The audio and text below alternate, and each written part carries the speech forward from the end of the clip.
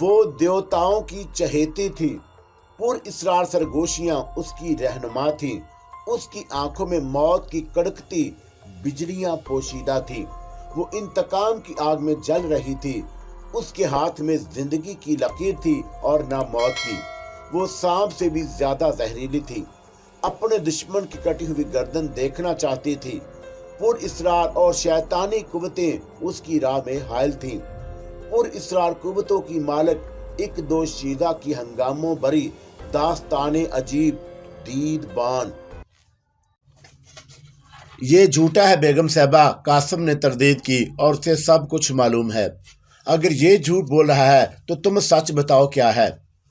اور سچ بات یہ ہے بیگم صاحبہ کہ میں رحمت کے کوارٹر میں اس سے مل کر جب واپس اپنے کوارٹر میں پہنچا تو مجھے شک ہوا کہ جیسے فاطمہ اندر اکیلی نہ ہو، اور میں دبے قدموں اندر داخل ہوا تو کمرے میں فاطمہ اور عبدل کو قابل اعتراض حالت میں دیکھا، اور دونوں ہی لباس کی قید سے آزاد تھے، اور یہ دیکھ کر ظاہر ہے کہ میرا خون کھول اٹھا، اور میں نے جیب سے ریوالور نکال کر عبدل پر گولی چلائی تو فاطمہ سامنے آ گئی، اور میری چلائی ہوئی گولی فاطمہ کے سینے میں پیوست ہو گئی، تو اس کے سینے سے خون ابلتے دیکھ کر چند لمحوں کو جیسے میں اپنے حواس کھو بیٹھا، اور اسی سے فائدہ اٹھا کر عبدل وہاں سے فرار ہو کر بھاگنے لگا، اور میں چونک اٹھا اور میں اس کے پیچھے دوڑا اور اسے غنی کے کوارٹر میں گھستے دیکھا، اور باقی باتیں جو خود ہی بتا ہی چکا ہے، اور قاسم یہ کہہ کر چپ ہو گیا، اور قاسم کا بیان سن کر میں تو سب کچھ بھول گئی، اور اتنا یاد رہا کہ قاسم نے فاطمہ کو گولی مار دی، اور یہ کیا کر دیا تو نے ظالم، اور میری آواز بھرا گئی، اور پھر میں تقریباً دوڑتی ہوئی قاسم کے کوارٹر تک پہنچی۔ ملازمین بھی میرے ساتھ تھے، اور کوارٹر کا دروازہ کھلا ہوا تھا، اور میں تیزی سے اندر داخل ہوا، چھوٹا سا صحن عبور کر کے میں کمرے میں پہنچ گئی، اور کمرے میں روشنی تھی، اور سامنے ہی مسہری پر مجھے فاطمہ کی لاش نظر آئی۔ اسے دیکھتے ہی میرے ذہن کو جھٹکا سا لگا، اور قاسم نے جو کچھ بتایا تھا اس کے برعکس فاطمہ ساڑی باندھے ہوئے تھی، اور میں لپک کر اس کے قریب پہنچی تو دیکھا کہ مسہری پر خون ہی خون پھیلا ہوا تھا، اور گولی اس کے سینے میں ہی لگی تھی، اور اس کا چہرہ حیرت انگیز طور پر پرسکون تھا، اور یوں لگ رہا تھا جیسے وہ سو رہی ہو اور وہ مر چکی تھی، اور یہ وہ لڑکی تھی جو مجھ پر جان چھڑکتی تھی۔ اسے مردہ حالت میں دیکھ کر میرے دل پر گھونسا سا لگا، اور اسی وقت میرے سماعت میں چمپا کے کہے ہوئے الفاظ گونج اٹھے، اور میں تجھے اتنی سزا تو دے سکتی ہوں کہ جس پر بڑے مہاراج بھی خفا نہ ہوں، اور تو بھی تڑپ اٹھے، اور اس میں کوئی شک نہیں کہ میں واقعی تڑپ کر رہ گئی تھی، اور چمپا نے ہی یقیناً قاسم کو فریب نظر میں مبتلا کر کے اتنا تیش دلا دیا تھا کہ وہ فاطمہ کو قتل کر دے۔ ہر چند کے فاطمہ کے قتل کا ذمہ دار قاسم نہیں تھا، اور اس کی ذمہ داری چمپا پر تھی، اور اس کے باوجود قتل کے لیے چمپا نے اسی کو اعلیٰ کار بنایا، اور میں اسی سبب سب پر برس پڑی، اور تم نے بتایا تھا کہ فاطمہ کو عبدل کے ساتھ بے لباس دیکھا تھا، اور پھر اس کے جسم پر ساڑی کیسے نظر آ رہی ہے، اس پر تو مجھے خود بھی حیرت ہے، اور جب میں یہاں سے گیا تھا تو فاطمہ کے جسم پر کوئی لباس نہیں تھا، اور عبدل بھی بے لباسی کی حالت میں ہی یہاں سے بھاگا تھا، اور جب تم نے عبدل کو غنی کے کوارٹر میں دیکھ کر اس پر گولی چلائی، اور اس وقت بھی وہ بے لباس ہی تھا، اور میں نے چبھتے ہوئے لہجے میں سوال کیا، اور تم تو اس کا تعاقب کرتے ہوئے غنی کے کوارٹر میں پہنچے تھے، اور پھر اسے لباس پہننے کی مہلت کس طرح مل گئی؟ اور میں نے تو عبدل کو لباس چھوڑ کر بھاگتے ہی دیکھا تھا، اور پھر نامعلوم کیسے اور کب اس نے کپڑے پہن لیے اور مجھے نہیں معلوم۔ تم بتاؤ غنی کہ عبدل تمہارے کوارٹر میں کتنی دیر تھا؟ اور میں غنی کی طرف مڑی۔ عبدل میرے پاس آدھے گھنٹے سے تھا کہ اچانک ہم دونوں ہی نے گولی چلنے کی آواز سنی، اور پھر ہم دونوں حقیقت حال جاننے کی خاطر اٹھنے ہی والے تھے کہ قاسم وہاں پہنچ گیا، اور اس کے ہاتھ میں ریوالور تھا، اور وہ چہرے سے انتہائی غصے میں معلوم ہوتا تھا، اور پھر غنی نے وہی کچھ بتایا جو عبدل پہلے ہی بیان کر چکا تھا۔ یہ جھوٹ ہے، قاسم بول اٹھا، عبدل میرے کوارٹر میں تھا، اور غنی جھوٹ بول رہا ہے، اور میں نے خود اپنی آنکھوں سے اسے فاطمہ کے ساتھ قابل اعتراض حالت میں دیکھا۔ اگر غنی جھوٹا ہے تو یہ بتاؤ کہ فاطمہ اور عبدل کے جسم پر لباس کہاں سے آ گیا؟ اور مجھے نہیں معلوم، قاسم نے گڑبڑا کر جواب دیا، میں تو خود اس پر حیران ہوں۔ تمہارا حیران ہونا میرے سوال کا جواب نہیں، اور اپنے بیان کی روشنی میں تم جھوٹے ثابت ہو چکے ہو اور تمہارے بیان کی گواہی دینے والا کوئی نہیں۔ اور غنی ابدل کے بیان کی تصدیق کر چکا ہے اور اس سے ثابت ہوتا ہے کہ تم نے فاطمہ کو جان بوجھ کر قتل کیا اور قتل کے جواز کی خاطر ابدل اور مقتولہ فاطمہ پر قابل اعتراض حالت میں ہونے کا الزام لگایا، مگر میں نے اپنی آنکھوں سے دونوں کو دیکھا تھا اور تم سچ کہہ رہے ہو اور تمہارے پاس کیا ثبوت ہے اس کا؟ اور میں نے اس کی بات کاٹ دی۔ ثبوتوں کو کوئی نہیں ہے بیگم صاحبہ، لیکن ابدل کے پاس اپنی بے گناہی ثبوت کرنے کے لیے ثبوت موجود ہے۔ اور غنی کا بیان ہے کہ ابدل آدھے گھنٹے سے اس کے کوارٹر میں تھا، اور ایسی صورت میں یہ کس طرح ممکن ہے کہ ایک ہی شخص دو جگہ موجود ہو؟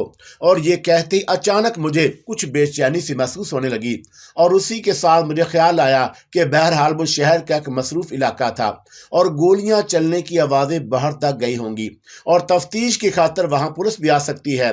اور اس خیال کے ساتھ ہی میں نے ان سب کو مخاطب کیا، تم سب لوگ اس کوارٹر سے باہر نکل جاؤ اور کوارٹر میں باہر سے تالا ڈال دو، جلدی کرو۔ لیکن خاتون، یہاں فاطمہ کی لاش بھی تو ہے، اور کیا اسے اسی حالت میں چھوڑ دیں گے؟ شہزاد مجھ سے مخاطب ہوا۔ ہاں، میں نے جلدی سے جواب دیا، اور پھر انہیں دوسرا حکم دیا، اور اپنے ریوالور بھی یہیں چھوڑ دو۔ شہزاد کے سوا ان سبھی کے پاس ریوالور موجود تھے، اور میرے حکم پر انہوں نے اپنی جیبوں سے ریوالور نکالے اور اسی کمرے میں ایک چھوٹی سی میز پر رکھ دیے، اور میرے کہنے پر شہزاد نے میز پر ایک چادر ڈال دی جس سے ریوالور چھپ گئے۔ سنو، ممکن ہے کہ پولیس ادھر کا رخ کرے۔ اور میں ان سب کے ساتھ کوارٹر کے دروازے کی طرف بڑھتے ہوئے بولی، اور پولیس کی پوچھ گچھ کے جواب میں کسی کو یہ نہیں بتانا کہ کوٹھی کے اندر فائرنگ ہوئی تھی، اور نہ فاطمہ کے قتل کی بابت کچھ بتانا۔ اور میری بے چینی بے سبب نہیں تھی۔ ذرا ہی دیر بعد پولیس آ گئی اور فائرنگ کے بارے میں پوچھ گچھ کرنے لگی، اور میری ہدایت کے مطابق کسی نے بھی کچھ نہیں بتایا، مگر لوگوں کا کہنا یہی ہے کہ فائرنگ کی آوازیں اسی کوٹھی سے آئی تھیں۔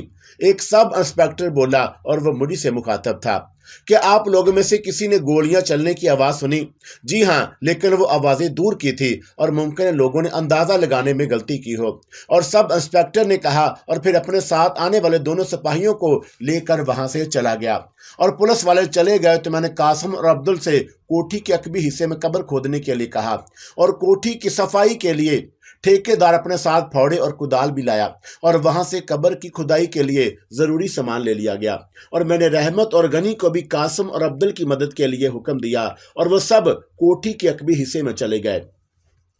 میرے پاس شہزاد رہ گیا، اور میں اس کے ساتھ لان میں تھی، اور وہ کہنے لگا، خاتون، وہ فاطمہ مسلمان ہو چکی تھی، اور ایسی صورت میں لاش کو غسل دینا اور کفن پہنانا بھی ضروری ہے، مگر میں نے تو یہ پڑھا ہے کہ جو بے گناہ قتل کر دیا جاتا ہے اس کا شمار شہیدوں میں ہوتا ہے، اور شہیدوں کو نہلانا یا کفن دینا ضروری نہیں ہوتا۔ اور میرا خیال ہے کہ فاطمہ کو اسی حالت میں دفن کر دیا جائے، اور اسے قطعی نظر یہ کہ اسے نہلائے گا کون، اور پھر اس وقت کفن کا بندوبست کہاں سے ہوگا۔ جہاں تک لاش کو غسل دینے کا تعلق ہے تو یہ کام قاسم انجام دے سکتا ہے، کیونکہ وہ فاطمہ کا شوہر ہے۔ ہاں، کفن ملنا اس وقت مشکل ہو جائے گا۔ اور جہاں تک آپ کا یہ کہنا ہے کہ بے گناہ مارے جانے والوں کا شمار شہیدوں میں ہوتا ہے، تو میں اس سلسلے میں زیادہ معلومات نہیں رکھتا۔ اور قبر کھودنے اور فاطمہ کو دفن کرنے میں 1.5 گھنٹے سے زیادہ لگ گیا۔ اب رات کے 11 بجنے والے تھے، اور میں اپنے کوارٹر میں آ گئی۔ تمام ملازمین اپنے اپنے کوارٹروں میں سونے کے لیے جا چکے تھے، اور میں بستر پر سونے کے لیے لیٹ تو گئی، مگر مجھے نیند نہیں آ رہی تھی۔ اور مجھے لانتی چمپا کی یہ دھمکی یاد آ رہی کہ آج رات وہ شہزاد کو اپنی ہوس کا نشانہ بنائے گا، اور برابر والا کوارٹر اسی کا تھا۔ اور کچھ دیر کے بعد جب ہر طرف سناٹا پھیل گیا تو میں تجسس سے مجبور ہو کر اٹھی اور اپنے کوارٹر کا دروازہ کھول کر باہر نکل آئی۔ ہر کوارٹر کی عقبی سمت ایک کھڑکی تھی، اور میں نے سوچا کہ وہیں جا کر اندر سے آنے والی آوازیں سننے کی کوشش کروں گی۔ سو میں دبے پاؤں شہزاد کے کوارٹر کے عقبی کھڑکی کے پاس پہنچ گئی، اور کھڑکی سے اندر بند نہیں کی گئی تھی، اور تھوڑی سی جھری دونوں پٹوروں کے درمیان نظر آئی، اور میں جیسے ہی وہاں پہنچی چونک اٹھی۔ اندر سے مجھے اپنی آواز سنائی دے رہی تھی، شہزاد میری جان، تم غلط سمجھ رہے ہو، اور میں نیند میں نہیں ہوں۔ اگر میں نیند میں ہوتی تو تم سے باتیں کیسے کرتی؟ اور چمپا میری آواز میں شہزاد سے مخاطب تھی۔ لیکن خاتون، آپ نے تو کہا تھا کہ نیند، اور آپ کو نیند میں چلنے کی عادت ہے۔ अरे ये ना करें, हद से तजावज़ करना किसी तरह मुनासिब नहीं। और चंपा ने यकीनन कोई ऐसी ही घटिया और नजीबा हरकत की होगी और शहजाद एहतजाज करने पर मजबूर हो गया था। और मैं तुमसे मोहब्बत करती हूँ। चंपा की जज्बात से बोझल आवाज़ उभरी। मोहब्बत तो मैं जो तुम चाहती हो। अब शहजाद की आवाज़ भी जज्बात से मुर्तज थी। और तुम बस यूं ही लेटे रहो और तुम्हें कुछ करने की ज़रूरत नहीं। मामला ये गलत है, ये गुनाह है। और शहजाद की कांपती हुई सी आवाज़ आई, मगर अब की उसकी आवाज़ में शिद्दत या एहतजाज बराए नाम ही था। और मोहब्बत करना कोई गुनाह नहीं और पिया मिलन मोहब्बत की आखिरी मंजिल है। उसी के फौरन बाद शहजाद की सिसकारी से सुनाई दी और चंपा ने शायद उसे जहर कर लिया था। मामला मेरी जान, मेरी जिंदगी। और शहजाद की आवाज़ कैफो निशात में डूबी हुई थी और साफ मालूम हो रहा था कि अब पूरी तरह चंपा के कुर्ब से लुत्फ अंदोज हो रहा है। और फिर उन दोनों की सरगोशियां सिसकारियों में डूब गईं और मुझे अब उनके तेज तेज सांसों की आवाज़ें सुनाई देने लगी। चंपा अपने मकसद में कामयाब हो चुकी थी और उसने मुझे इस काबिल नहीं छोड़ा कि मैं शहजाद के सामने नज़र उठाकर बात कर सकती। और मैं दबे कदमों वहां से अपने क्वार्टर में लौट लाई। और मालूम नहीं शहजाद ने चंपा से ये पूछा था या नहीं कि क्वार्टर का दरवाज़ा बंद होने के बावजूद वो अंदर कैसे आ गई। बहरहाल ये सवाल शहजाद के जहन में उभरा ज़रूर होगा। और देर तक मैं ये सोचती रही और पहले मैंने शहजाद से नींद में चलने का बहाना कर दिया था, मगर अब उसका सामना कैसे करूंगी। और चंपा की इस कमीनगी पर मेरा खून खोल रहा था, मगर मैं बेबस थी और मेरी समझ में नहीं आ रहा था कि उसे किस तरह इस घटिया हरकत से बाज रखूं। और इन्हीं ख्यालों में जाने कब मेरी आंख लग गई। ये भी उसी रात का जिक्र है और मैंने अपने जिस्म पर किसी का बोझ महसूस किया तो मेरी आंख खुल गई और क्वार्टर में अंधेरा था और मुझे किसी के तेज सांसों की आवाज़ सुनाई दी। और फिर इससे पहले कि मैं उस शख्स को अपने ऊपर से उछाल कर दूर फेंक देती, कमरे में एकदम रोशनी हो गई। कासम, मैंने शहजाद की तेज आवाज़ सुनी। और तेरी ये हिम्मत। इतना सुनते ही कासम मेरे ऊपर से उछलकर अपने बेतरतीब लिबास को संभालता हुआ बिस्तर पर ही दूर जा गिरा। और मैंने अपनी हालत देखी तो शर्म से पानी पानी हो गई। मेरा लिबास भी बेतरतीब ही था और मैं साड़ी बांधे हुए थी। और कासम ने यकीनन इस वक्त जब मैंने गहरी नींद में थी मुझे अपनी हवस का निशाना बनाने की खातिर ये सब किया था। और जब वो ऐसा करने वाला था तो मेरी आंख खुल गई थी। उसी के साथ शहजाद भी वहां आ गया और मैंने जल्दी से अपनी साड़ी दुरुस्त की और एकदम उठकर बैठ गई। और शहजाद यकीनन यही समझा था कि जो कुछ होने वाला था उसमें मेरी मर्जी और ख्वाहिश भी शामिल थी और वो इसीलिए नज़रें झुकाकर मुझसे मुखातब हुआ। खातून, मुझे अफसोस है कि मैंने आपको समझने में गलती की। अगर इत्तेफाक से मेरी आंख ना खुल गई होती और मैंने आपको कासम के लिए क्वार्टर का दरवाज़ा खोलते हुए ना देख लिया होता तो मुझे आपका असल चेहरा कभी दिखाई ना देता और आप इतनी हरजाई होंगी कि मुझे इसका अंदाज़ा नहीं था। और ये कहते ही वो जाने के लिए मुड़ते हुए बोला, माफ़ कर दीजिएगा कि मैंने लम्हात ऐश में मुदाखलत की। रुक जाओ, मैं तेज आवाज में बोली। अब रुकने से क्या फ़ायदा, और सब कुछ तो मैं अपनी आंखों से देख चुका हूँ। और मैं सिर्फ आपको ये एहसास दिलाने आया था कि मुझे बेखबर ना समझे। और मेरी हालत इस वक्त किसी ऐसे चोर की सी थी जो ऐन मौका पर चोरी करते हुए पकड़ लिया गया। और उसके बावजूद मैंने हिम्मत से काम लिया और शहजाद के सामने कासम से सख्त आवाज में पूछा, तुम यहाँ मेरे क्वार्टर में कैसे आ गए। और कासम अब मसहरी से उतरकर नीचे खड़ा हो गया था और खिलाफे तवक्का कासम ने तुर्की ब तुर्की जवाब दिया, अब ज्यादा उसके सामने पाक दामन बनने की कोशिश मत करो। और शाम को भी तुमने मुझसे अजहार इश्क किया था और फिर मुकर गई थी और अब खुद मुझसे अपने क्वार्टर में आने के लिए कहकर मासूम बन रही हो। और तुम्हारे ही कहने पर तो मैंने फातिमा को रास्ते से हटाया था। कासम, मैं चीख उठी, ये तू क्या बकवास कर रहा है। ये बकवास नहीं, हकीकत है। और तुमने इसीलिए फातिमा को खामोशी से दफन करा दिया, वरना उसके कत्ल में मुझे पुलिस के हवाले भी कर सकती थी। लेकिन मैं फिर पकड़ा जाता तो अपनी हवस की आग किस तरह बुझाती और किससे रात को अपने क्वार्टर में बुलाती। और मारे गुस्से के मेरा खून खौल उठा और मैं उस पर झपट पड़ी। और मालूम नहीं कासम के जिस्म में इतनी कुव्वत कहाँ से आ गई कि उसने मेरी दोनों कलाइयाँ पकड़ लीं और फिर गुराते हुए शहजाद से बोला, तुम जाओ शाह साहब, मुझे इससे निमटने दो। और मुझे मालूम है कि तुम चले जाओगे तो ये नखरे नहीं दिखाएगी और सीधी हो जाएगी। उसी के साथ कासम ने मुझे धकेल कर मसहरी पर गिरा दिया और मुझसे दुरुस्त लहजे में मुखातब हुआ, इसी तरह पड़ी रह, अगर बिस्तर से उठी तो टांगे चीर दूंगा। और कासम, शहजाद चीखा और फिर जारहाना अंदाज में आगे बढ़ा, कासिम अपनी जगह तन कर खड़ा रहा और जैसे ही शहजाद ने उस पर हाथ उठाया, उसने उल्टा हाथ शहजाद के जबड़े पर मारा और मैंने हैरत से देखा कि शहजाद उछल कर किसी मुर्दा छिपकली की तरह दूर जा गिरा। और उसी वक्त मैंने अपनी जगह से हरकत की, लेकिन कासिम ने पलटकर मुझे फिर बिस्तर पर गिरा दिया और बोला, अब मैं तेरे इस हमायती के सामने पामाल करूंगा। और उसी के साथ वो मसहरी पर चढ़ आया और मुझे उसके जिस्म में गैर मामूली कुव्वत का एहसास हो चुका था, और उसके बावजूद एक बार फिर मैं उससे भिड़ गई। उसने मुझे फिर उठाकर दूर फेंक दिया और फिर वह मुझे बेलबास करने की गरज से मुझ पर टूट पड़ा और खुद को उससे बचाने की कोशिश में मेरे जिस्म पर मौजूद लिबास तार तार हो गया। और उसी दौरान एक मरतबा मुझे ये मौका मिल गया और उसकी गिरफ्त से निकलकर मुसहरी से छलांग लगा दी, और वो भी मेरे पीछे लपका और चंद ही लम्हे बाद मुझे दबोच लिया। और इस अरसे में शहजाद उठकर खड़ा हो चुका था और उसने दोबारा कासिम पर हमला कर दिया, और उस वक्त तक कासिम मुझे अपनी गोद में उठा चुका था। शहजाद के गौसे खाकर जैसे ही कासिम पर कोई असर ना हुआ, और जवाब में उसने शहजाद की पिंडली पर ठोकर मारी और शहजाद चीखता हुआ जमीन पर बैठ गया और मैं कासिम की फौलादी गिरफ्त में थी।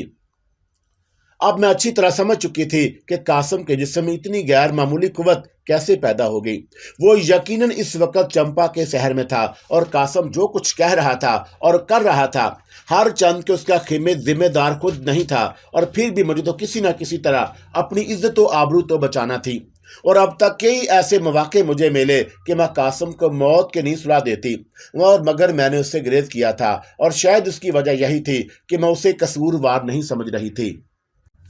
कासिम ने मुसहरी के करीब आकर मुझे बिस्तर पर उछाल दिया और फिर खुद भी चढ़ आया, और उसने मुझे उठने की मोहलत नहीं दी और वह मुझ पर छा गया।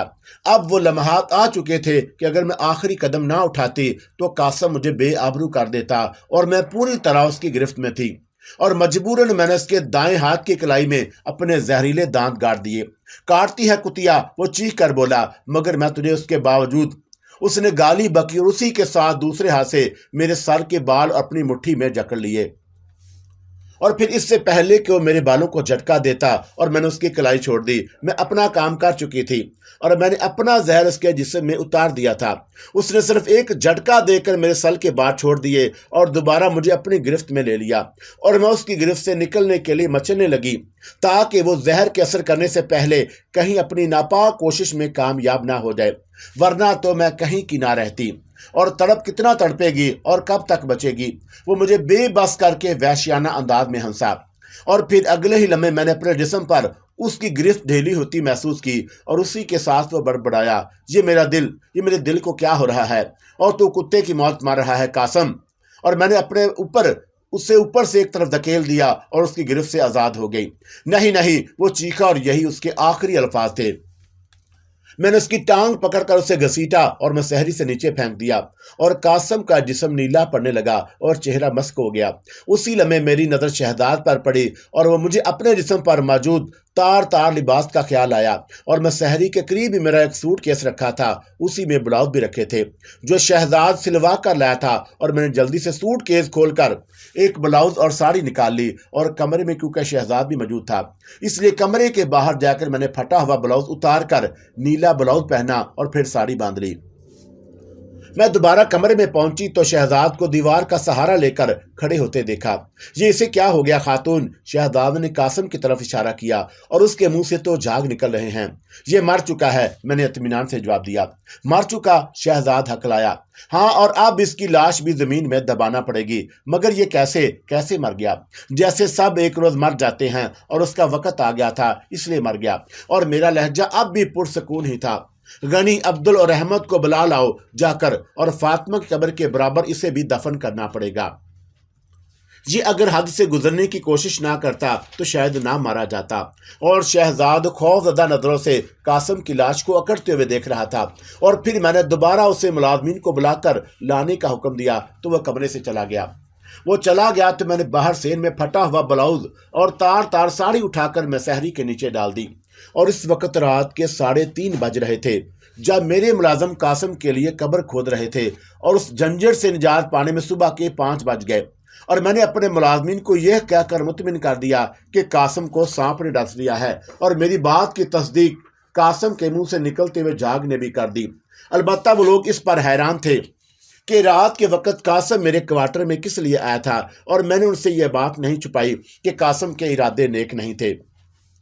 اس نے مجھ پر دست درازی کی کوشش کی اور جس کی گواہی شہزاد نے بھی دے دی، اور میں نے کہا تھا کہ قاسم نے کوارٹر کا دروازہ کھٹکھٹایا، اور جب میں نے دریافت حال کے لیے دروازہ کھولا تو وہ اندر گھس آیا، اور میرے دروازے پر دستک دینے کی آواز سے ہی شہزاد کی آنکھ کھل گئی، اور پھر وہ بھی میرے کوارٹر میں آ گیا، اور شہزاد نے میری غلط بیانی کی تردید نہیں کی، اور پھر میں نے بتایا کہ نامعلوم کدھر سے ایک سانپ نکل آیا اور قاسم کو ڈس لیا، اور دن کے وقت سبھی نے کوٹھی میں سانپ کو دیکھا تھا، اس لیے میری بات کا یقین کر لیا۔ چند گھنٹوں کے اندر میرے 2 ملازمین موت کی آگوش میں پہنچ چکے تھے، اور قاسم سے زیادہ مجھے فاطمہ کی موت کا رنج تھا، اور وہ لڑکی مجھے بہرحال بہت عزیز تھی۔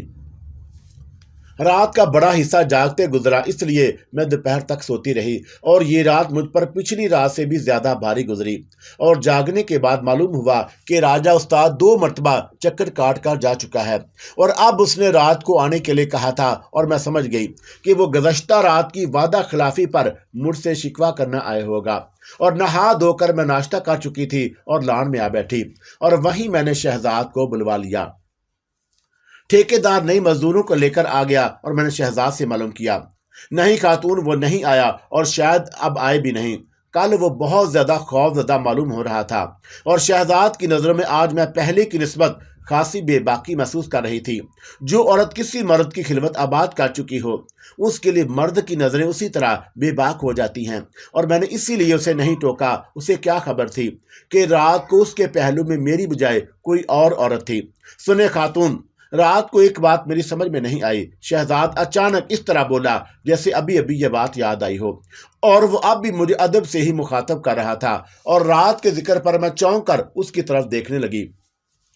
تو اس نے بات جاری رکھتے ہوئے کہا کہ میں اندر سے اپنے کوارٹر کا دروازہ بند کر کے سویا تھا، اور پھر جب آنکھ کھلی تو آپ میرے پاس موجود تھیں، اور اس کے بعد آپ کو تو معلوم ہی ہے کہ کچھ ایسی فضا ہو گئی جو مجھے کچھ یاد نہیں رہا۔ یہ تو بتا دیں اب کہ آپ کس طرح اندر آ گئی تھیں۔ اب تک میں گزشتہ رات کے ذکر سے بچی رہی تھی، مگر آخر کار کسی نہ کسی بہانے پر یہ ذکر چھیڑ ہی گیا، اور میں اسے کس طرح بتاتی کہ رات کو اس کے کوارٹر میں آنے والی چمپا تھی، اور یہ چمپا جیسی شیطانی قوت رکھنے والی عورت کے لیے بند دروازے کوئی حیثیت نہیں رکھتے۔ اور میں نے بات کو ٹالنے کے لیے ایک اور ہی بات شروع کر دی، دہلی چلنے کے لیے تمام تیاریاں تو کر لی ہے نا تم نے؟ اور میں نے اس طرح یہ سوال کیا جیسے اس نے مجھ سے کچھ نہ پوچھا ہو۔ تیاریاں کیا کرنی ہیں، کپڑے سل آئے ہیں اور ایک سوٹ کیس بھی خرید لیا، اور آپ نے میرے سوال کا جواب نہیں دیا۔ جب میں سو کر اٹھا ہوں تو اسی الجھن میں گرفتار ہوں، اور مجھے آخر سے مجبوراً کہنا ہی پڑا کہ گزشتہ رات جو کچھ بھی ہوا اسے دہرانے کی ضرورت نہیں، اور میں نہیں جانتی کہ کیا ہوا تھا، اور نہ میں اس پر گفتگو کرنا چاہتی ہوں۔ کیا آپ اب بھی یہی کہیں گی خاتون کہ نیند میں تھی؟ اور شہزاد کے لہجے میں چبھن سی تھی، حالانکہ رات کو آپ خود کہہ رہی تھی کہ چپ ہو جاؤ۔ میں بول اٹھی، اور میری آواز میں سختی کے ساتھ تلخی بھی گھلی ہوئی تھی۔ ٹھیک ہے خاتون، میں چپ ہو جاتا ہوں، کچھ نہیں کہتا، مگر میں بھی انسان ہوں، کوئی کھلونا نہیں کہ جب تک آپ کا جی چاہے مجھ سے کھیلیں، اور جب چاہے مجھ سے محبت کا دعویٰ کرنے کے باوجود کسی اور کو اپنے پاس بلا لیں۔ اور شہزاد کا لہجہ ایک دم بدل سا گیا۔ اور اگر میں سب ملازمین کو یہ بتا دوں کہ رات کو جب میں آپ کے کوارٹر میں پہنچا تو آپ قاسم کے ساتھ کسی حال میں تھیں، تو کیا عزت رہ جائے گی آپ کی؟ اور آپ نے ہرجائی پن کیوں کیا؟ ایسی تو عورتوں بھی نہیں کرتی جنہیں داشتہ بنا کر رکھا جاتا ہے۔ اور معاف کیجیے گا، آپ کی یہ حرکت تو کسی گھٹیا درجے کی طواف جیسی تھی، اور میں نے تو سوچا بھی نہیں تھا کہ آپ اتنی پست کردار کی مالک۔ اور شہزاد اپنا جملہ پورا نہیں ہو سکا، اور میرا ہاتھ اتنی زور سے اس کے رخسار پر پڑا کہ اس کا منہ پھر گیا تھا۔ شرم نہیں آتی تمہیں میرے سامنے یہ بکواس کرتے ہوئے؟ اور غصے کی زیادتی کے سبب میں اٹھی، اور تمہیں بھی تو شرم نہیں آئی تھی معاملہ، اور میرے سوا کسی اور کا پہلو گرماتے ہوئے، اور میری آنکھوں میں آنکھیں ڈال کر ڈٹائی سے بولا، اور جب میں پہنچ گیا تو بھانڈا پھوٹ کر جانے کی وجہ سے تم نے اسے ٹھکانے لگا دیا، اور اگر اب تم نے مجھ پر ہاتھ اٹھایا تو تمہیں پچھتانا پڑے گا۔ شہزاد کا لہجہ قطعی بدلا ہوا تھا۔ کیا کر لو گے تم میرا؟ بولو۔ میں تیش کے عالم میں چیخ کر بولی، تمہیں ہتھکڑیاں لگوا دوں گا، اور میں پولیس کو خبر کر دوں گا کہ تم نے اپنے 2 ملازمین کو قتل کر کے اپنے کوٹھی کے عقبی حصے میں ان کی لاشیں دفنا دی ہیں۔ اس نے دھمکی دی، اور اسی وقت مجھے جیسے ہوش آ گیا، اور یہ الفاظ شہزاد کی زبان پر ہرگز نہیں آ سکتے تھے۔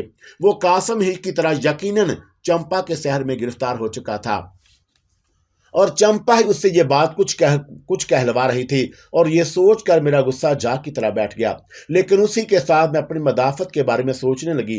اگر واقعی چمپا نے شہزاد کے ذریعے پولیس کو لاشوں کے متعلق بتا دیا تو کیا ہوگا؟ اس طرح تو میں ایک نئی مشکل میں پھنس جاتی۔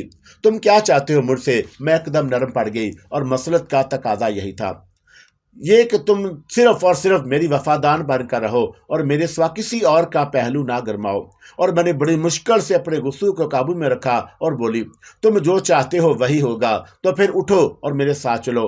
وہ میری طرف دیکھ کر بے حیائی سے مسکرایا، مگر کہاں؟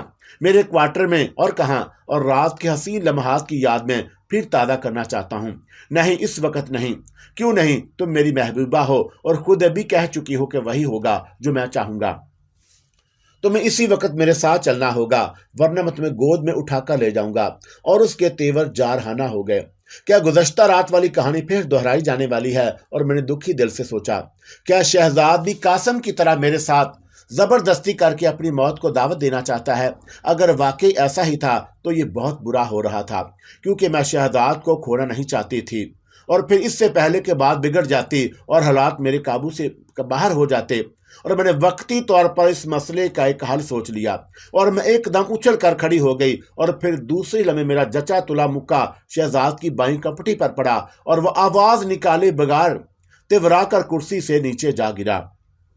اور میں نے رحمت کو آواز دے کر بلایا، اور وہ لپکتا ہوا قریب آ گیا، اور میں نے اس سے کہا، بیٹھے بیٹھے نامعلوم کیا ہوا ہے کہ شاہد بے ہوش ہو گیا، اور اسے اس کے کوارٹر تک پہنچانا ہے، اور تم عبدل کو بھی بلا لاؤ، جاؤ جلدی سے۔ کیوں جھوٹ بول رہی ہو؟ میں خود دور کھڑا ہوا سب کچھ دیکھ رہا تھا، اور تم نے ابھی میری آنکھوں کے سامنے ان کی کمپٹی پر گھونسا مارا ہے۔ اور رحمت بے ادبی سے بولا۔ رحمت! مجھے اس کے لہجے اور بے ادبانہ طرز تخاطب پر غصہ آ گیا۔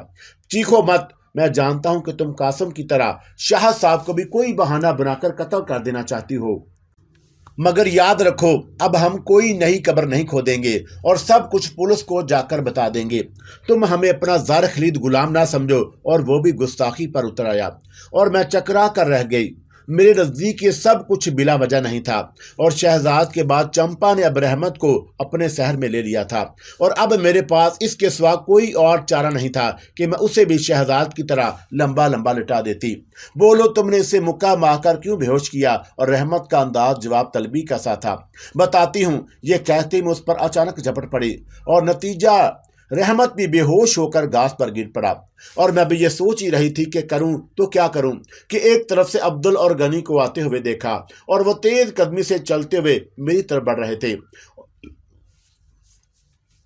انداز ایسا ہی تھا جیسے مجھ سے کوئی ضروری بات کرنا چاہتے ہوں، اور میں کھٹک گئی، کیونکہ اس وقت چمپا یکے بعد دیگرے مجھ پر وار کیے جا رہی تھی۔ اور بیگم صاحبہ، میرے کوارٹر میں سانپ نکل آیا ہے۔ عبدل آگے بڑھتے ہوئے مجھ سے مخاطب ہوا۔ اس کی نظر ابھی تک شاید بے ہوش رحمت اور شہزاد پر نہیں پڑی، اور عبدل جس لہجے میں ادب کے ساتھ مجھ سے مخاطب ہوا تھا، اسے محسوس کر کے میری جان میں جان آئی، اور میں نے اسے یہی نتیجہ اخذ کیا کہ وہ چمپا کے شہر سے آزاد ہے۔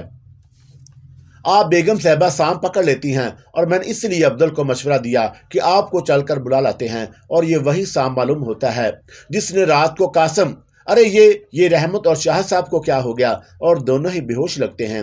غنی نے کہا، ہاں یہ بے ہوش ہو گئے ہیں، لیکن پہلے عبدل کو کوارٹر میں چلتے ہیں، اور بعد میں تم دونوں رحمت اور شاہد کو یہاں سے اٹھا کر ان کے کوارٹروں میں پہنچا دینا۔ جی بہتر بیگم صاحبہ، عبدل سعادت مندی سے بولا، اور غنی اور عبدل کے ساتھ میں کوارٹروں کی طرف چل دی۔ اور کچھ ہی دیر کے بعد جب میں عبدل کے کوارٹر میں داخل ہوئی تو اپنے پیچھے دروازہ بند ہونے اور کنڈی لگائے جانے کی آواز سن کر چونک اٹھی۔ میں تیزی سے مڑی تو میرے ذہن کو دوسرا جھٹکا لگا۔ عبدل اور غنی کے ہاتھوں میں ریوالور نظر آ رہے تھے، اور ان کے ہونٹوں پر بڑی خبیث مسکراہٹیں تھیں۔ یہ کیا حرکت ہے؟ میں نے انہیں ڈانٹا۔ ہم نے سوچا کہ جب سبھی کو تم اپنے حسن کی خیرات بانٹ رہی ہو تو بہتی گنگا میں ہمارے ہاتھ دھو لینے سے کون سا فرق پڑ جائے گا؟ اور میری پیاری بیگم جان، अब्दुल बेगैरती से हंसा और इसीलिए इसे मेरी गिलहरी, अब तुम्हारे लिए यही बेहतर है कि सीधी तरह कमरे में चली चलो, और हम भी तो आखिर मर्द हैं और सीने में दिल रखते हैं। हम सबको मालूम है कि रात को तुम शाहद के क्वार्टर में क्यों गई थी और कासम को किस लिए अपने क्वार्टर में बुलाया था। और इस मर्तबा गनी हंस कर बोला, अब हमसे ये ना पूछना कि तुम्हें किस लिए घेर कर यहाँ लाए हैं। यानी चंपा और उन बेकसूर लोगों को अपना आलेकार बनाकर मुझे मुसीबत में मुब्तला किए हुए थी और मुझे वो दोनों क्वार्टरों में सांप निकल आने के बहाने वहां ले आए थे। चलो अंदर, अब्दुल ने मुझे हुक्म दिया। और यार ये इस तरह काबू में नहीं आएगी, तू इसे गोद में उठा ले और मैं रिवाल्वर लिए पीछे पीछे चलता हूँ। हाँ ये ठीक रहेगा, अब्दुल ने इत्तफाक किया और फिर अपना रिवाल्वर जेब में रखकर मेरी तरफ बढ़ा। अगर तू मरना नहीं चाहता अब्दुल तो रुक जा। और मैं उसकी तरफ देख कर तेज आवाज में बोली, हम तो पहले ही मर चुके हैं। और इधर मैंने उस पर छलांग लगा दी और मुझे मालूम था कि गनी चंपा के शहर में गिरफ्तार है, इसलिए मुझ पर गोली नहीं चला सकेगा। और ये मुझे यकीन था कि चंपा मेरी हलाकत नहीं चाहती, वरना वो तो किसी को भी अपना आलेकार बनाकर अब तक मुझे खत्म कर चुकी होती। और अब्दुल पहले से ही चौकन्ना था, उसके बावजूद मेरी गिरफ्त में आ गया और इंतहाई कदम उठाने से मैंने ग्रेज किया और उसकी कंपटी पर भी जरब लगाई। दूसरे लम्हे उसका जिस्म ढीला पड़ गया और मैं उछल कर खड़ी हो गई। अब मेरे मुकाबले सिर्फ गनी रह गया और उस एतमाद यकीन के सबब गनी मुझ पर गोली नहीं चलाएगा। मैं रिवाल्वर पर नजर जमाए उसकी तरफ बढ़ने लगी। रुक जाओ वरना मैं तुम्हें गोली मार दूंगा, गनी ने मुझे धमकी दी। तुम ऐसा नहीं कर सकते, मेरे आवाज में खुद एतमादी थी। और गनी के चेहरे से अचानक बदहवासी झलकने लगी और फिर वो खुद कलामी के अंदाज में बड़बड़ाने लगा, ये मैं क्या कर रहा हूँ और मुझे क्या हो गया है, और मैंने बेगम साहबा पर रिवाल्वर क्यों तान रखा है, क्यों, और मुझे ऐसा नहीं करना चाहिए, बिल्कुल नहीं। और मैं अब गनी के करीब पहुंच चुकी थी और हाथ बढ़ाकर मैंने उससे रिवाल्वर छीन लिया और वो आंखें फाड़े हैरत से मुझे देख रहा था। और मुझे यह समझने में कतई कोई दुश्वारी नहीं हुई कि लानती चंपा ने गनी को अपने शहर से आज़ाद कर दिया। और मैंने रिवाल्वर उसकी तरफ बढ़ाते हुए नरम लहजे में कहा, इसे अपनी जेब में रख लो। जी बेगम साहबा। वो अकल आया और फिर मुझसे रिवाल्वर लेकर अपनी जेब में रख लिया। इसे उठवाओ। और मैंने बेहोश अब्दुल की तरफ इशारा किया। इसे क्या हो गया साहबा? और उसने हैरत से पूछा और उसका मतलब यही था, कुछ देर पहले के वाकयात उसके ज़हन से महू हो चुके थे। मेरे हुक्म की तामील में गनी ने देर नहीं की और मैंने गनी की मदद से अब्दुल को उठाकर अंदर कमरे में चारपाई पर डाल दिया और फिर कमरे से निकल आई। गनी भी बाहर आ गया और मैंने कमरे का दरवाज़ा बंद करके कुंडी लगा दी। उसके बाद मैं गनी को साथ लिए लान में पहुंची और तकरीबन उछल पड़ी। रहमत वहां से गायब था, हालांकि अभी कुछ देर पहले मैं उसे बेहोशी की हालत में वहीं पड़े हुए छोड़ कर गई थी और शहजाद अलबत्ता अब तक वहीं बेहोश पड़ा था। और रहमत कहाँ जा सकता था, मैंने सोचा और फिर मेरी समात में उसके अल्फाज गूंजने लगे। उसने पुलिस को सब कुछ बताने की धमकी दी थी। दरअसल ये धमकी उसने नहीं, चंपा ने उसके जरिए मुझे दी थी। और चंपा के लिए उसे होश में लाना कौन सा मुश्किल काम था।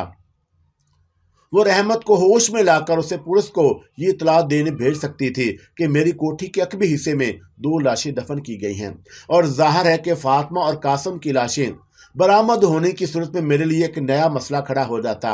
और आखिर मैं पुलिस और उन लाशों के बारे में क्या बताती। और कुछ सोचते हुए मैंने पहले शहजाद के बेहोश जिस्म को वहां से उठवाकर उसके क्वार्टर में पहुंचा दिया और कमरे का दरवाज़ा भी बाहर से बंद कर दिया। और फिर मैंने कलाई पर बंधी हुई घड़ी में वक्त देखा, 4:15 बज रहे थे। और गनी से मैंने इसके क्वार्टर में जाने को कहा और तेजी से अपने क्वार्टर की तरफ बढ़ी और अपने चेहरे पर मैंने एक नया मेकअप किया और ऊपर दोनों सूटकेस उठाकर बाहर आ गई। और मैं इस वक्त कोठी से राह फरार इख्तियार कर सकती थी, लेकिन मुझे अरशाद हुसैन का इंतजार था और उसने आज शाम 4:30 बजे से 5 बजे तक आने का वादा किया था और मैं उसकी आमद से पहले नहीं जा सकती थी। मुझे लान में बैठे हुए अभी चंद मिनट ही हुए थे कि अरशाद हुसैन को जैली दरवाजे से अंदर दाखते हुए देखा और मेरी जान में जान आई। और उसके चेहरे पर इस वक्त राम प्रसाद अग्रवाल का मेकअप था। और अरशाद हुसैन तेज तेज कदम उठाता हुआ मेरे करीब आ गया और मैं जल्दी से बोली, अरशाद यहाँ खतरा है, हमें फौरन यहाँ से निकल जाना चाहिए। और उसने यकीनन मेरी आवाज़ पहचान ली और मेरी बात सुनकर पूछने लगा, क्या हुआ मामला, कैसा खतरा? और मैं सब कुछ बता दूंगी, पहले यहाँ से निकल चलो। और ठीक है, ये कहते ही वह मुड़ा और फिर एकदम चौंक कर बोला, पुलिस।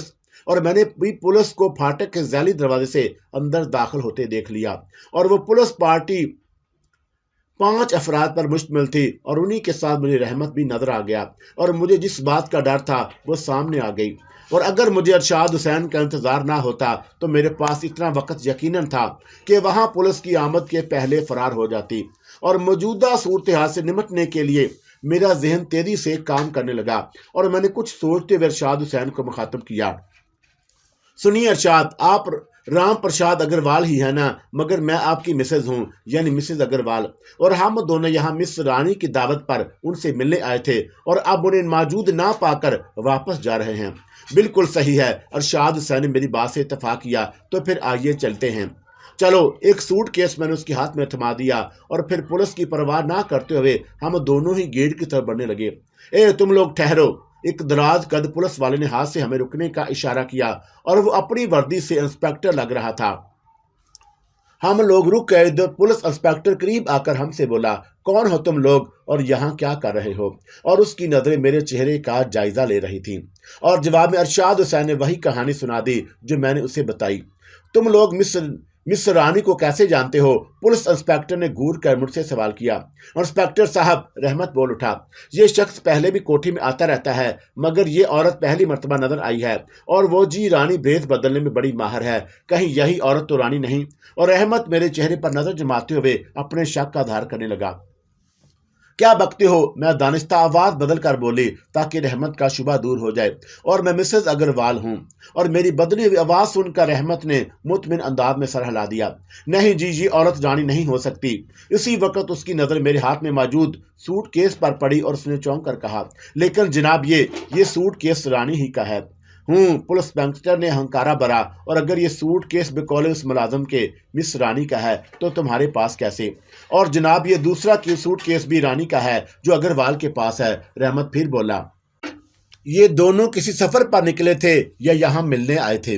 جھوٹ بولتے ہو! پولیس انسپیکٹر کی آواز میں چبھن تھی، اور پھر وہ مزید کچھ سنے بغیر اپنے سپاہیوں سے مخاطب ہوا، ان دونوں کو حراست میں لے لو اور لاشیں برآمد ہو جائیں تو پھر ان دونوں سے نمٹیں گے، مگر پہلے رانی کو گرفتار کرنا ضروری ہے۔ اور یہ کہہ کر پولیس انسپیکٹر رحمت کی طرف مڑا، اور رانی کے کوارٹر تک ہماری رہنمائی کرو اور جلدی کرو، اس کی گرفتاری کے بعد لاشیں بھی برآمد کرنا ہوگی۔ اور پھر پولیس انسپیکٹر 2 سپاہیوں کو تو ہمارے پاس چھوڑ گیا اور بقیہ 2 سپاہیوں کو اپنے ساتھ کوارٹر کی طرف لے گیا، اور رحمت ان کے آگے آگے تھا۔ اور میری ایما پر ارشاد حسین نے پولیس انسپیکٹر کو جو کہانی سنائی تھی کارگر ثابت ہوئی۔ اس کے علاوہ خود رحمت نے یہ تصدیق کر دی کہ ارشاد حسین میرے ملاقاتیوں میں سے تھا، اور ممکن ہے پولیس انسپیکٹر اس کے بعد ہم دونوں کو جانے دیتا، مگر سوٹ کیسوں نے کام بگاڑ دیا، اور جو 2 سپاہی ہماری نگرانی کر رہے تھے وہ مسئلہ تھے، مگر ان کی بندوقیں شانوں سے لٹکی ہوئی تھیں۔ ان دونوں پر قابو پا کر وہاں سے فرار ہو جانا مشکل نہیں تھا، مگر اس کے لیے ارشاد حسین کو اعتماد میں لینا ضروری تھا۔ اور یہی سوچ کر میں دھیمی آواز میں ارشاد حسین کو مخاطب کیا، اگر 2 روپے پاس ہوں تو 1 روپیہ بانٹنا پڑتا ہے، اور میرا لہجہ میں نے خیز تھا۔ اور میری بات پر ارشاد حسین چونک اٹھا اور میری طرف دیکھا، وہ شاید میری بات کی تہہ تک پہنچ چکا تھا۔ تم دونوں یہ کیا خسر پھسر کر رہے ہو؟ ایک پولیس والے نے ہمیں ڈانٹ پلائی، اور اسی وقت میں نے دونوں سپاہیوں میں سے ایک پر چھلانگ لگا دی، اور ارشاد حسین نے بھی میری تقلید کی، اور خلاف توقع اپنی یہ کوشش مجھے بہت مہنگی پڑی۔ جس سپاہی پر میں نے جست لگائی تھی اس کی لات پوری قوت سے میرے پیٹ کے نچلے حصے پر پڑی، اور میں چیختی ہوئی اچھل کر دور جا گری، اور عین اسی لمحے چمپا کا زہریلا کہکہ میری سماعت سے ٹکرایا، اور پھر اس کی آواز سنائی دی، مابلا جب میں یہاں موجود ہوں تو کس طرح تجھے یہاں سے فرار ہو جانے دوں گی؟ اور اس سے پہلے کہ میں اٹھ کر کھڑی ہوتی، سپاہی اپنے شانے سے بندوق اتار کر اس کی نال میرے سینے پر رکھ چکا تھا، اور ارشاد حسین کا حشر بھی مجھ سے مختلف نہیں ہوا، اور دوسرے سپاہی نے اسے ہاتھ اٹھا کر کھڑے ہونے پر مجبور کر دیا، اور دوسرے سپاہی نے اپنے بندوق کی نال ارشاد حسین کی پشت پر رکھ دی، اور حیرت انگیز طور پر فرار کا منصوبہ خاک میں مل گیا، اور چمپا اگر درمیان میں نہ آ گئی ہوتی تو یقیناً میری کوشش کامیاب رہتی، اور میں نے بے دلی کے ساتھ سوچا کہ میں اب خود کو حالات کے رحم و کرم پر چھوڑ دینے کے لیے مجبور ہوں۔ ارشاد حسین اور میں نے فرار ہونے کی کوشش کر کے پولیس کی نظر میں خود کو مزید مشتبہ بنا لیا، اور میرے تو وہم و گمان میں بھی یہ بات نہیں تھی کہ صرف 2 پولیس والوں سے نمٹنا مسئلہ بن جائے گا، اور پھر یہ کہ میں تنہا بھی نہیں تھی اور میرے ساتھ ارشاد حسین بھی تھا، جو نہ صرف خفیہ پولیس کا تربیت یافتہ تھا बल्कि एक ज़ैर ज़मीन खुफिया तनसीम से भी ताल्लुक़ रखता था और आम हालात में पुलिस वालों से ऐसी मुस्तैदी की तवक्का नहीं की जा सकती। लेकिन शायद अरशाद हुसैन कतई बेखबर था। कुछ नहीं कहा जा सकता था कि मेरी तरह उसने भी चंपा की आवाज़ सुन ली हो और अभी तक घास पर पड़ी हुई थी और मेरे सीने पर बंदूक की नाल थी। और फिर मैंने पुलिस वाले की नज़रों में एक नई बात महसूस की। उसकी आंखों में शैतानियत नाचने लगी और बंदूक की नाल अब धीरे धीरे इधर उधर हरकत करने लगी और जाहिर है कि वो सिपाही चंपा के शहर के ज़हरी असर ही नाजीबा हरकत कर रहा था और मेरा खून खौल उठा। उसी के साथ अचानक शदीद गुस्से के सबब मेरे जिस्म में बिजलियां दौड़ने लगी और पुलिस वाला मेरी कैफियत से बेखबर अपनी फहश हरकत करने में मसरूफ था। और काफ़ी अरसे के बाद मेरे वजूद में ख्वाबीदा एक ऐसी पुरअसरार खतरनाक कुव्वत बेदार हुई जो किसी को भी जलाकर खाक कर सकती थी। और चंद ही लम्हे बाद बिजलियों की गर्दश मेरे दोनों आंखों में मरकूज हो गई और उसी के साथ मेरी आंखों से तेज रोशनी, मौत की रोशनी निकल कर और पुलिस वाले के जिस्म पर मुहित हो गई और दूसरे ही लम्हे उसका जिस्म किसी सूखी हुई लकड़ी की तरह भड़क उठा और मैंने दूसरे पुलिस वाले की तरफ निगाह उठाई जो अरशाद हुसैन की पुश्त पर बंदूक की नाल रखे हुए था और उसका जिस्म भी लो दे उठा और उन दोनों पुलिस वालों के जिस्मों को राख बनने में सिर्फ चंद लम्हे लगे और मेरे जिस्म में गर्दश करती हुई बिजलियां थम गईं और मौत की रोशनी मेरी आंखों में समाकर मादूम हो चुकी थी।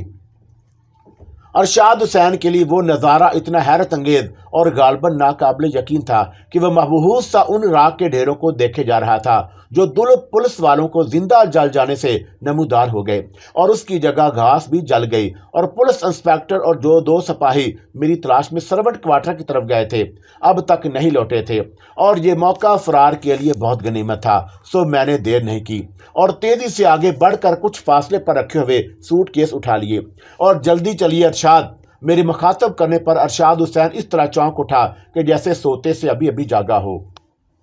उसने मेरे हाथ से एक सूटकेस ले लिया और मेरे साथ तेज कदमों से गेट की तरफ बढ़ा और अभी हम गेट तक पहुंचे ही थे कि कब से पुलिस इंस्पेक्टर ने ललकारा, ठहर जाओ वरना गोली मार दूंगा, भागो। ये कहते मैंने जिस्त भरी और गेट से निकल गई और अरशाद हुसैन भी मुझसे पीछे नहीं रहा और गेट से निकलते ही एक टैक्सी खाली नजर आ गई और मैंने हाथ उठाकर उसे रोक लिया और उसके रुकते ही दरवाज़ा खोल कर बैठ गई। अरशाद हुसैन मेरे करीब आ बैठा और टैक्सी वाले ने सवालिया नज़रों से हमारी तरफ देखा। टालीगंज चलो, और मैंने जल्दी से कह दिया और इस वक्त यही जगह मेरे जहन में आई।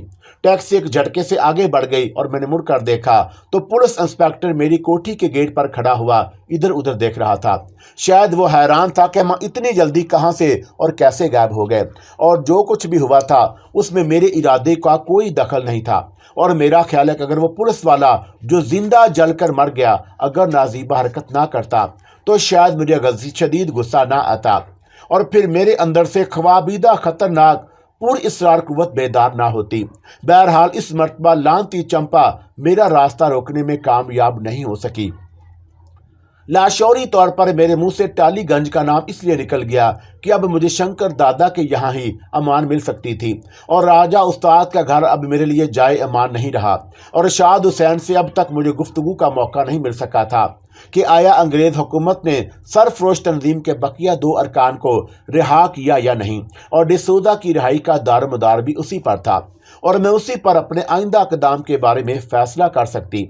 ज़ाहिर है कि टैक्सी में ये गुफ्तगू मुमकिन नहीं थी और अरशाद हुसैन ने मुझसे ये भी नहीं पूछा था कि मैं टालीगंज क्यों चल रही हूँ। यकीनन वो सफ़र के दौरान एहतियात से काम ले रहा था। अमूमन लोग टैक्सी में सफ़र करते हुए ड्राइवर को भूल जाते हैं और उससे भी टैक्सी का कोई हिस्सा समझ लेते हैं, मगर वो अरशाद हुसैन था और उसे किसी ऐसी गलती की तवक्का नहीं की जा सकती थी। शंकर दादा के अड्डे का मुझे इल्म था और मैं एक मरतबा वहाँ आ चुकी थी और रास्ता भी मेरे ज़हन में महफूज था और टैक्सी को मैंने पहले रुकवाया और किराया अदा करके उतर गई। मामला आप यहाँ क्यों आई हैं? अरशाद हुसैन ने पहली बार मुझसे सवाल किया। इसलिए कि मैं इस इलाके में पूरी तरह महफूज हूँ और यहाँ हम इत्मीनान से बैठकर जो गुफ्तगू चाहेंगे कर सकेंगे। लेकिन कहाँ, क्या यहाँ कोई महफूज जगह है? अरशाद हुसैन ने पूछा। हम वही चल रहे हैं और अब शंकर दादा से मिल चुके हैं और ये इलाका उसी का है। अच्छा। अरशाद हुसैन ने इत्मीनान का गहरा सांस लिया और उसके चेहरे से फिक्रमंदी के आसार मालूम हो गए और मैं कुछ ही देर में अरशाद हुसैन को साथ लिए उसकी कोठी तक पहुंच गई, जिसका बड़ा हिस्सा शंकर दादा के तसर्रुफ में था। और कोठी के गेट में एक मसला नौजवान ने हमें रोक लिया। शंकर दादा कहाँ है? मुझे उनसे मिलना है। और मैंने उस नौजवान से कहा, और वो इस वक्त नहीं है। आपका नाम क्या है और दादा से क्यों मिलना चाहती हैं? मैं सिर्फ तुम्हारे पहले सवाल का जवाब दे सकती हूँ। मेरा नाम रानी है और दादा जहाँ भी हो उसे फौरन बुलाओ। और मेरे लहजे में अब हुक्म शामिल था। क्या बम्बई की रानी? नौजवान चौंक कर बोला। हाँ, जल्दी करो। मगर आप यहाँ कब तक खड़ी रहेंगी? मैं आपको अंदर बिठाए देता हूँ और फिर दादा को खबर भिजवाता हूँ और आप तशरीफ़ लाई हैं। नौजवान मुअद्दब हो गया और मैं बोली और उस नौजवान की रहनुमाई में अंदर दाखिल हो गई और अरशाद हुसैन मेरे साथ साथ था। उस नौजवान ने हमें एक कमरे में ले जाकर बिठाया और पूछा, क्या पीना पसंद करेंगे, ठंडा या गर्म? हमारे लिए चाय भिजवा दो, मैंने बेतकल्फी से कह दिया। शंकर दादा का अड्डा मेरे घर ही की तरह था। नौजवान चला गया तो अरशाद हुसैन मुझसे मुखातब हुआ। अब ये बताइए मामला कि वो रोशनी कैसी थी जो आपकी आंखों से निकली और जिसने 2 पुलिस वालों को जिंदा जला दिया? रोशनी? कैसी रोशनी? मुझे तो कुछ नहीं मालूम। मैं तो खुद हैरान हूँ कि वो पुलिस वाले किस तरह जलकर राख हो गए और मैं कतई अनजान बन गई और मैंने खुद अपनी आंखों से वो सारा मंजर देखा था। आप इस हैरत अंगेज वाक़े से लात अलकी का इजहार नहीं कर सकती। ये अलग बात है कि आप मुझे कुछ बताना गवारा ना करें और मुझे यकीन है कि आप पुरअसरार कुव्वतों की मालिक हैं। ये एहसास मुझे रेस कोर्स में भी हुआ था और जब जीतने वाले घोड़े का इल्म आपको पहले से हो गया था। अरशाद, अगर ऐसा होता और मैं बकौल आपके वाकई पुरअसरार कुव्वतों की मालिक होती तो अब तक ये सुराग ना लगा लेती कि आला अंग्रेज हकाम मेरी तरफ से क्यों तशवीश में मुब्तला हैं। ये मुझे कुछ नहीं मालूम। मैं तो सिर्फ 2 बातें कर रहा हूँ जो मेरे मुशाहदे में आ चुकी हैं। अरशाद हुसैन अपनी बात पर अड़ा रहा। अच्छा, खैर ये बताएं कि हुकूमत ने अपना मुतालबा तस्लीम करके तंजीम के अरकान को रिहा किया या नहीं? और मैंने मौजू गुफ्तगू बदल दिया और मैंने ऐसा सवाल किया था कि अरशाद हुसैन को जवाब देना ही पड़े। एक नई सूरत हाल सामने आई है और अफसोसनाक भी, मगर अभी उसकी तस्दीक नहीं हो सकी। आज के अखबारात में वजारत दाखिला के एक तर्जमान की तरफ से बयान शाया हुआ कि इस बयान में कहा गया है कि मज़कूरा दोनों अराकीन ने पूछ-गुछ के दौरान खुदकशी कर ली और हुकूमत इसी सबब तंजीम का मुतालबा पूरा करने से कातर है। अब सवाल ये है कि हुकूमत के गुज़श्ता बयान को दुरुस्त माना जाए या आज के बयान को तस्लीम किया जाए। और बयान में गुज़श्ता बयान के मुतल्लक ये वजाहत की गई है कि पहले इसलिए ये बात छुपाई गई थी कि कहीं मुश्तल होकर तंजीम डिसूजा को कत्ल ना कर दे और अब मजबूरन ये बात ज़ाहिर की जा रही है। और उसी के साथ हुकूमत ने अपनी सफाई में ये दलील पेश की कि जब 100 के करीब अफराद को रिहा किया जा सकता है तो 2 अफराद को भी रिहा करना हुकूमत के लिए कौन सा मुश्किल था। और बयान में तंजीम से अपील की गई कि डिसूजा को कोई नुकसान पहुंचाए बगैर रिहा कर दिया जाए। और अरशाद हुसैन ने तफसील के साथ मेरे सवाल का जवाब दिया। मेरे मजीद कुछ कहने से पहले एक शख्स चाय ले आया और वो चला गया तो मैं बोली, और फिर अब आपकी तंजीम ने क्या फ़ैसला किया? तंजीम के अरकान की अक्सरियत का कहना है कि उनके साथियों ने खुदकुशी नहीं की बल्कि उनकी ज़ुबान खुलवाने के लिए उन्हें तशद्दुद का निशाना बनाकर मार दिया गया। और वो कहते हैं कि इंतकामी कार्रवाई के तौर पर डिसूजा को भी कत्ल कर दिया जाए और उसके लिए तंजीम के मकामी सरबराह ने मरकज़ी सरबराह से इजाज़त लेने के लिए राब्ता कायम किया है और कल तक उसका जवाब आ जाएगा। और अगर मरकज़ी सरबराह ने हमारे अराकीन के फ़ैसले की तौसीक कर दी तो डिसूजा को कत्ल करना पड़ेगा वरना रिहा कर दिया जाएगा। इसके अलावा कल तक ये तस्दीक भी हो जाएगी कि वाकई मज़कूरा अराकीन मर चुके हैं या जिंदा हैं और हुकूमत गलत बयानी से तो काम नहीं ले रही। अरशाद हुसैन ने मुझे अपनी तंजीम के फैसले से आगाह किया और मैंने तवील सांस लेकर कहा, तो गोया कल तक के लिए मजीद मामला टल गया, यानी मैं अब फौरी तौर पर दिल्ली नहीं जा सकती। हाँ ये तो है, मगर मैं आपके लिए इलामती निशान ले आया हूँ। और अरशाद हुसैन ने यह कहकर अपनी जेब में हाथ डाला और निकल स्टील की वो अंगूठी निकाल ली जिसका जिक्र किया था और अंगूठी मेरी तरफ बढ़ाते हुए उसने कहा, ये आपके पास अपने पास हिफाजत से रख लें। और कोड्स वर्ड ये हैं कि हम अंग्रेज़ के गुलाम हैं, और जवाबी अल्फाज ये हैं कि गीदड़ की 100 साल ज़िंदगी शेर की एक दिन की ज़िंदगी से कहीं ज़्यादा बेहतर है। और शिनाख्त के लिए पहला जुमला आप अदा करेंगी और जवाब में दूसरा जुमला सुनाई दे तो आप समझ लें कि सही आदमी से मिल रही हैं, और आपकी उंगली में अंगूठी भी होनी चाहिए। दिल्ली पहुंचकर आप वहां के जामे मस्जिद के पेशे इमाम से मिलेंगी और उनसे कहेंगी कि आपको गद्दारों से मिलना है, और पेशे इमाम को वक्त बता दें और मकाम भी, गद्दारों से कहाँ मुलाकात मुमकिन है। और आपको ये सब बातें याद तो रहेंगी ना, और या फिर कोड्स वर्ड दोहराऊं, इसकी ज़रूरत नहीं। और मैंने चाय का कप वापस मेज़ पर रखते हुए कहा, मगर एक बात समझ में नहीं आई, बतौर शिनाख्ती अल्फाज ऐसे अल्फाज का इंतखाम क्यों किया गया जो मस्बत नहीं मनफी हैं? कोई ख़ास वजह? क्योंकि शिनाख्ती अल्फाज मस्बत भी तो हो सकते थे जो तबीयत पर गिरा ना होते। बात यह है मामला कि अमूमन बतौर शिनाख्त ऐसी तंजीमें पुरजोश और ऐसे ही अल्फाज इस्तेमाल करती हैं और जिनसे उनके असल मकसद पर रोशनी पड़ती है, और शिनाख्ती अल्फाज राजदारी के लिए होते हैं, और अमूमन लोग उसे नज़रअंदाज कर जाते हैं कि किसी तरह असल मकासद की तरफ इशारा ना हो। हम इसीलिए शिनाख्त की खातर कतई बरअक्स अल्फाज इस्तेमाल करते हैं, और फिर ये कि हर 3 माह बाद ये अल्फाज तब्दील कर दिए जाते हैं और उनकी जगह नए अल्फाज ले लेते हैं। बहरहाल अपना अपना तरीक़ेकार है और हमको किसी को महफूज जानते हैं। हाँ, आपसे एक बात और मालूम करना थी, क्या दिल्ली में क़याम का मसला भी आपकी तंजीम हल कर सकती है? और आपसे हर तरह का ताउन किया जाएगा। इस अंगूठी का मतलब यह है कि आपने हमारी तंजीम के लिए गरां कदर खिदमत अंजाम दी, लेकिन वाक़ई तो ऐसा नहीं। मैं हंस कर बोली, मैंने आपकी तंजीम के लिए कुछ भी नहीं किया। और ये आप किस तरह कह सकती हैं? मामला तंजीम के ज़ैर हिरासत अफराद की रिहाई क्या कोई मामूली वाक़या है? खैर, डिसूज़ा के अगवा तो मेरा ज़ाती मामला था और ये आप भी जानते हैं। बस इतना ज़रूर हुआ कि मैंने तंजीम को उससे फ़ायदा उठाने का मशवरा दिया और उसने मेरा मशवरा कबूल कर लिया। क्या आपने नहीं देखा कि पुलिस को लेकर आने वाला मेरा ही एक मुलाजम था? जी हाँ, मुझे उस पर भी हैरत हुई, और वो इस तरह आपका जिक्र कर रहा था जैसे आपकी तरफ से सख्त बरगश्ता हो। हुआ ये कि कल शाम मेरे एक मुलाजम कासम ने अपनी बीवी को शुबे में मुबतला होकर गोली मार दी, और वही जिसके साथ मैंने अपनी मुलाजमा फातिमा की शादी की थी। और पुलिस के चक्कर से बचने के लिए मैंने अपने कोठी के अकब में मकतूला की लाश दफन करा दी, और फिर गुज़श्ता रात एहसास जुर्म से मगलूब होकर कासम ने खुदकुशी कर ली, और इस मौका पर दानिस्ता में असल वाक़या गोल कर गई।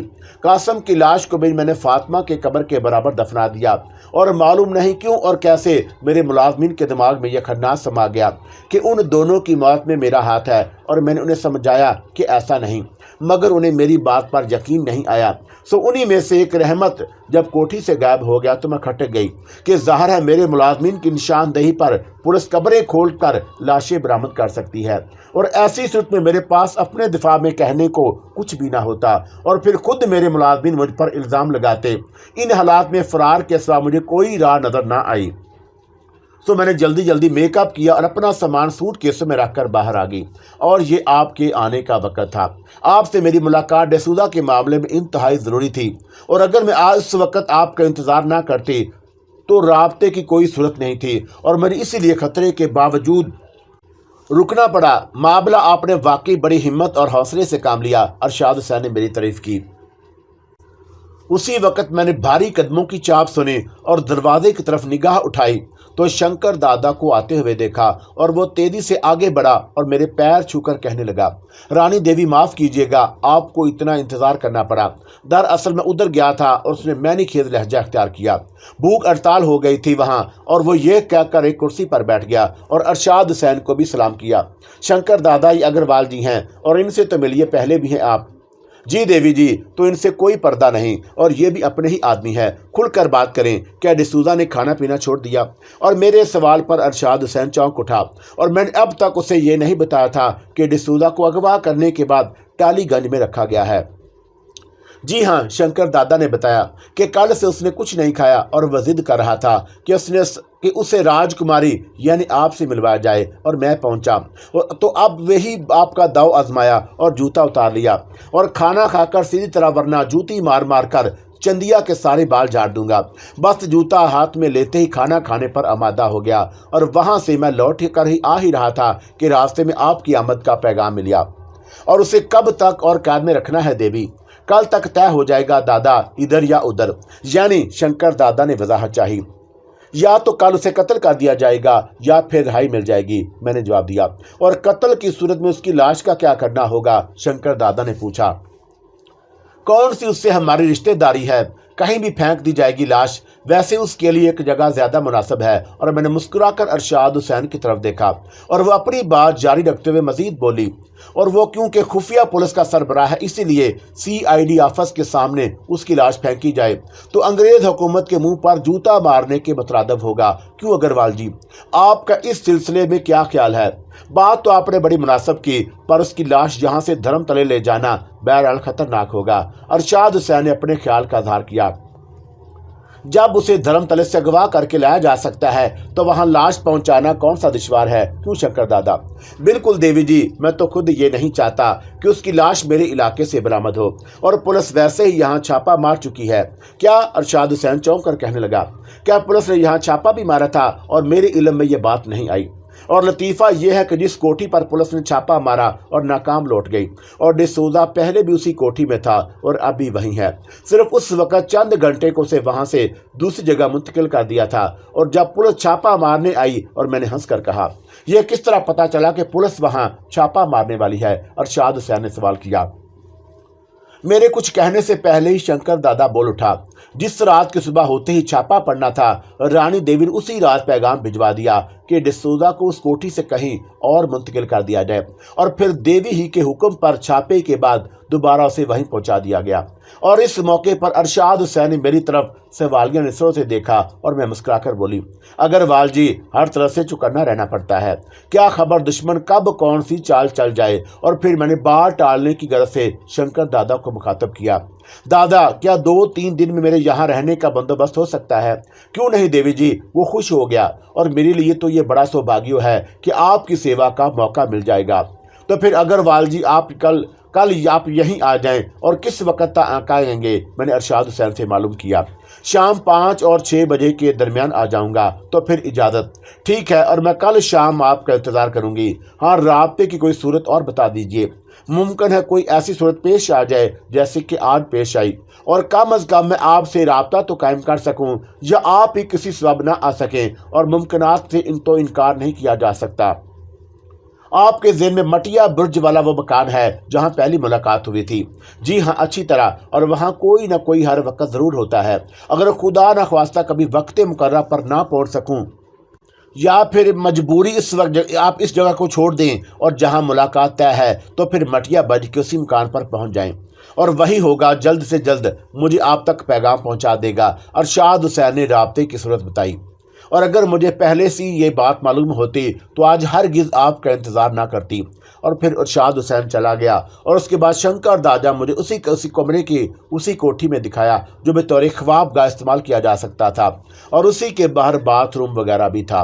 कमरे में तमाम ज़रूरी अशिया मौजूद थीं, और मैंने वहाँ क़याम करने पर आमादगी ज़ाहिर कर दी। क्या ख्याल है दादा, डिसूजा से मिल लूँ मैं? जैसे देवी की मर्जी। और तुम या तुम्हारा कोई आदमी चेहरा छुपाए बगैर तो अब तक उसके सामने नहीं आया, और मैं शंकर दादा को आप और तुम दोनों ही की तरह मुखातब कर लेती थी, और उसका इन्हसार मेरे मूड पर था। नहीं देवी जी, आपके हुक्म की खिलाफ वर्जी कैसे हो सकती थी? और मैं ज़रा मेकअप कर लूँ तो फिर चलते हैं। तुम बैठो दादा। और तुम्हें कोई ज़रूरी काम तो नहीं इस वक्त? कैसा ज़रूरी काम देवी जी? आपकी सेवा से बढ़कर और क्या ज़रूरी हो सकता है? ये कहकर वो मौजूद कुर्सियों में से एक कुर्सी पर बैठ गया, और मैं अपने चेहरे से मेकअप एहतियातन इसलिए भी ख़त्म करना चाहती थी कि उसमें पुलिस मुझे देख चुकी थी। अब चेहरे पर नया मेकअप करके मैंने बाथरूम में जाकर साड़ी भी बदल ली, और मुझे उसमें आधे घंटे से ज़्यादा वक्त नहीं लगा। फिलहाल मेरे कोई और ख़ास काम भी नहीं था, और मैंने इसीलिए वक्त गुजारी की खातर डिसूजा से मिलने का फ़ैसला किया था। शंकर दादा के आदमियों को मैंने मसला और मुस्तैद और चौकन्ना ही देखा, और उसी के एक आदमी ने कमरे का मुतकफल दरवाज़ा खोल दिया, और शंकर दादा ने एक बड़े रुमाल के पीछे अपना चेहरा छुपा लिया था। और अब सूरज गुरूब हो चुका था और तारीकी फैल गई, और सारी कोठी रोशन थी, मगर डिसूजा के कमरे में खिलाफ तवक्का मुझे अंधेरा ही नजर आया, और मालूम नहीं क्यों उसने रोशनी नहीं की। और दरवाज़ा खोलते ही तेज़ी के साथ कोई मेरे करीब से गुजरा, और मैं कमरे में दाखिल हो चुकी थी, और मेरे पीछे शंकर दादा था, اور اس نے بھاگنے والے کو چھاپ لیا۔ وہ ڈسوزا ہی ہو سکتا تھا اور شاید اس نے اسی لیے کمرے میں اندھیرا کر رکھا تھا کہ جیسے ہی دروازہ کھولا جائے وہ نکل بھاگے۔ فضول ہے مسٹر ڈسوزا، تم یہاں سے فرار نہیں ہو سکتے، اور میں آواز بدل کر بولی، اور اسی وقت شنکر دادا کے ایک آدمی نے کمرے میں داخل ہو کر روشنی کر دی۔ چھوڑ دو اسے، میں نے شنکر دادا سے کہا، اور ڈسوزا کو زین پر گرا کر اس کے سینے پر چڑھا بیٹھا تھا۔ شنکر دادا میرا حکم سن کر اٹھ کھڑا ہوا اور اس کا آدمی اپنا چہرہ چھپائے ہوئے تھا۔ شنکر دادا کا اشارہ پا کر وہ کمرے سے نکل گیا اور دروازہ باہر سے بند کر لیا۔ اس دوران ڈسوزا فرش سے اٹھ کر کھڑا ہو چکا تھا اور مجھے بڑی مظلوم نظروں سے دیکھ رہا تھا۔ کام آن مسٹر ڈسوزا، اور میں نے ایک طرف پڑی ہوئی کرسیوں کی طرف اشارہ کیا۔ میں اس سے آواز بدل کر انگریزی میں بات کر رہی تھی، اور مجھے یقین ہے کہ تم نے میری آواز پہچان لی ہوگی، اور میں یہ معلوم کرنے آئی تھی کہ تم مجھ سے کیوں ملنا چاہتے تھے۔ اور میری بات سن کر ڈسوزا بوجھل قدموں سے کرسیوں کی طرف بڑھا اور اس کا سر جھکا ہوا تھا۔ تم یہاں سے فرار ہونے کا خیال اپنے ذہن سے نکال دو، اور میں آگے بڑھ کر ایک کرسی پر بیٹھ گئی۔ اس کوٹھی کے چپے چپے پر مسلح افراد موجود ہیں، اور تم اگر اس کمرے سے نکلنے میں کامیاب بھی ہو جاتے تو تمہارے لیے کوٹھی سے نکلنا محال ہوتا۔ پھر بھی مجھے کوشش تو کرنا چاہیے نا، اور آخر تم کب تک مجھے قید رکھو گی؟ وہ ایک کرسی پر ڈھیر ہو گیا، اور کیا حکومت نے تمہارے زیر حراست اراکین کو اب تک رہا نہیں کیا؟ اور میرا خیال ہے ڈسوزا، پہلے تم گزشتہ روز کے یہ اخبارات پڑھ لو، اور تمام صورتحال خود ہی تم پر واضح ہو جائے گی۔ اور میں یہ اخبارات تمہارے لیے ہی لے کر آئی ہوں۔ اور مجھ سے اخبارات لے کر وہ جلدی ان پر نظریں دوڑانے لگا، اور پھر ایک خبر پڑھ کر بولا، یہ دیکھو، حکومت نے تم لوگوں کا مطالبہ مان لیا نا، اور مجھے معلوم ہے کہ تم اگلے روز کا اخبار تو دیکھو، اور جو خبر دیکھی ہے پوری پڑھو۔ اور پوری پڑھ کر اس کا چہرہ بجھ سا گیا، اور پھر اس نے بقیہ 2 دن کے اخباروں میں متعلق خبریں پڑھ لی اور اخبارات مزید میز پر رکھ دیے، اور حکومت نے تمام صورتحال واضح کر دی کہ جن 2 ارکان کو رہا نہیں کیا گیا وہ خودکشی کر چکے ہیں، اور پھر اب مجھے تم لوگوں نے قید کیوں کر رکھا ہے؟ ایمانداری سے بتاؤ ڈسوزا، ان دونوں نے خودکشی کی ہوگی یا ان پر اتنا تشدد کیا گیا ہوگا کہ وہ زندہ نہ رہ سکے؟ اور زبان کھلوانے کے لیے تشدد تو کرنا ہی پڑتا ہے، اور یہ تم بھی اچھی طرح جانتی ہو راجکماری، اور تمہارا یہ اندازہ درست ہی معلوم ہوتا ہے کہ وہ دونوں تشدد کے سبب مارے گئے ہوں گے۔ لیکن ظاہر ہے کہ اب کیا ہو سکتا ہے، حکومت تمہارا مطالبہ پورا کرنے سے قاصر ہے، اور میں سمجھتا ہوں کہ ایسی صورت میں مجھے رہائی مل جانا چاہیے، اور اس کے لیے تمہیں کل رات تک انتظار کرنا پڑے گا۔